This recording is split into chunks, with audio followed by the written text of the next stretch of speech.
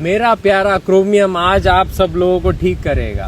Chromium के बारे में कोई डिस्कस नहीं करता है ना, बट क्रोमियम बहुत इंपॉर्टेंट है। अगर आपको डायबिटीज ठीक करनी है तो इंसुलिन रेजिस्टेंस को ठीक करना है, इंसुलिन सेंसिटिविटी को ठीक करना है, तो किस किस में क्रोमियम होता है ये तो मैं आपको बताऊंगा, बट उसके साथ साथ क्रोमियम की एक ब्यूटीफुल मैकेनिज्म भी आपको समझाऊंगा।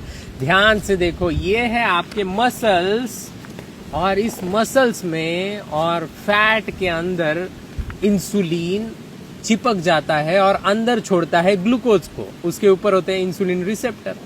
ओके, अभी ये इंसुलिन की जो एक्टिविटी है ये कम हो गई है डायबिटीज के लोगों के अंदर, और कम हो गई है इंसुलिन रेजिस्टेंस के लोगों के अंदर, जिनको ग्लूकोज टॉलरेंस होता नहीं है सही तरीके से। अभी ये है आपके बॉडी का सेल। ओके, बहुत बढ़िया सेल है।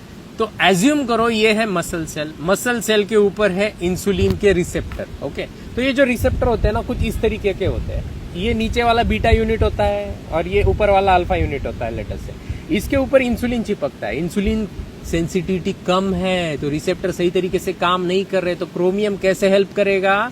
क्रोमियम ये सेल के अंदर चला जाएगा। जैसे ही थोड़ा मोटा जो इंसुलिन है वो इस इंसुलिन रिसेप्टर के ऊपर बैठ जाएगा।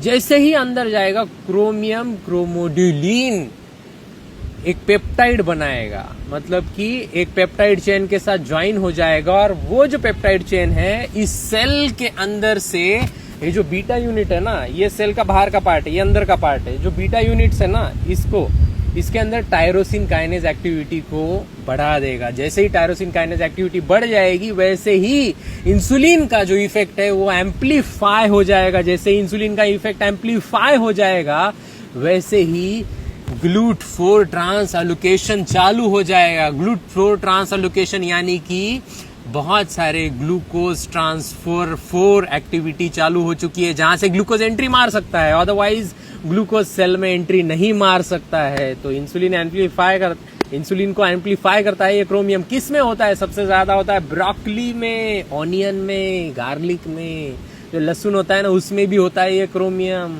और किस किस में होता है? नट्स में होता है, आलमंड्स में होता है, ब्राजील नट्स में होता है। तो यार प्लीज, इस मसल के अंदर ढेर सारा एनाबॉलिक एक्टिविटी करवाना चाहते हो, एनर्जी डालना चाहते हो और थकान को कम करना चाहते हो, तो यार क्रोमियम की जरूरत है। इंसुलिन सेंसिटिविटी को बढ़ाना चाहते हो, इंसुलिन रेजिस्टेंस को कम करना चाहते हो, तो ये सब फूड खाना चालू करो। बाकी लेंटल्स और आपकी दालों में भी ये होता है, ब्राउन राइस में भी ये होता है। You are watching Prathamesh Bhosale. अगर सही से सीखना है सब कुछ तो आ जाओ, डायबिटीज रिवर्स करो, लिंक इन बायो।